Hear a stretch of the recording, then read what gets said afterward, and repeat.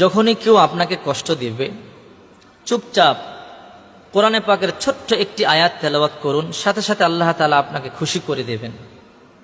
কারণ কোরআনে পাক এমন একটি গ্রন্থ, এর মধ্যে এমন কিছু নাই যে এর মধ্যে পাওয়া যায় না, সব কিছু আছে। এই পৃথিবীতে এমন কোনো মানুষ নাই যার মনের মধ্যে দুঃখ কষ্ট নাই।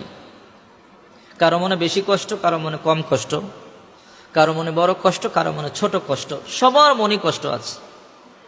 আপনি অনেককে সুখী মনে করেন, আপনি তার কাছে যান, বসেন, কথা বলেন, তার মনও কিছু চাহিদা আছে, তার মনও কিছু কষ্ট আছে।